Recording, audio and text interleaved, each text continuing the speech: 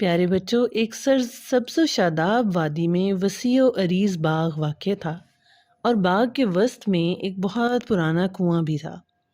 یہ باغ کسی وقت میں بہت سے درختوں کا گہوارہ ہوا کرتا تھا، جیسے کہ چنار، شہتوت، املی اور جامن۔ اس طرح اس باغ کی زینت ہوا کرتے تھے۔ یہ سایہ بھی فراہم کرتے اور ان پر بسنے والے رنگ برنگے پرندے بھی باغ کو خوبصورت بنانے میں مدد کرتے۔ تو پیارے بچوں، ایسی ہی شاخوں پر خوش رنگ تتلیاں جگنو رات میں چراغاں کرتے اور یہاں پر قدیم شہتوت کے درخت پر چمن نامی چڑیا کا گھونسلہ تھا۔ اس کے قریب بڑے بڑے سے چنار پر کالو نامی کا کوا رہا کرتا تھا۔ دونوں میں دیرینہ دوستی تھی، مگر یہ دوستی یک طرفہ تھی۔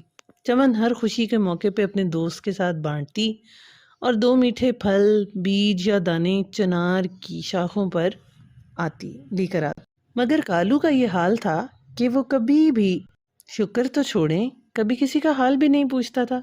چمن بہت معصوم تھی اور وہ سب کچھ خلوص سے دل سے کرتی۔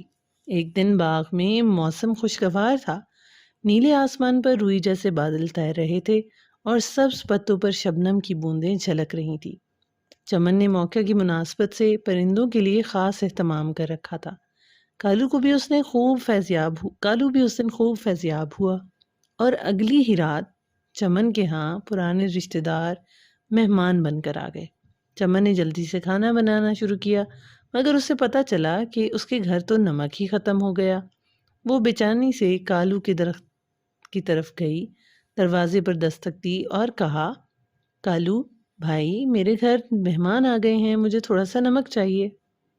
کالو نیند سے اٹھ کر دروازہ کھولنے آیا تھا۔ اس نے کہا، میری طبیعت ٹھیک نہیں، میں سو رہا ہوں، کل آنا، اور دروازہ بند کر دیا۔ چمن نے حیران اور پریشان ہونے کے بعد اپنے گھونسلے میں واپسی کی۔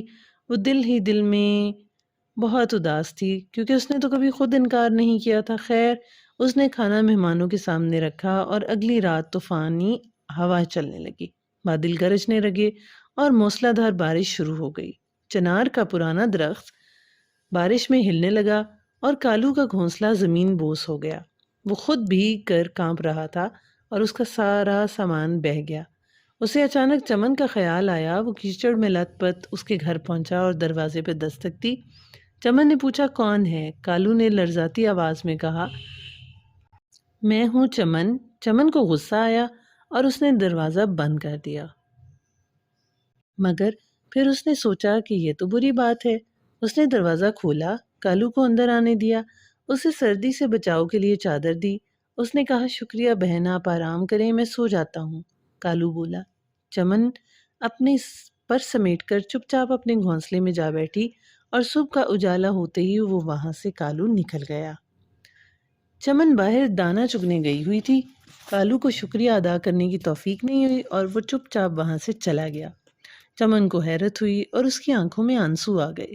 وہ بہت دیر تک چپ رہی اور یہی سوچتی رہی کہ شاید کچھ فطرتیں ایسی ہی خود غرض ہوتی ہیں، ان کو کبھی بھی کوئی بدل نہیں سکتا۔ کالو بھی شاید ایسا ہی ہے۔ تو پیارے بچوں، سچی دوستی میں خلوص وفاداری ضرور ہونا چاہیے۔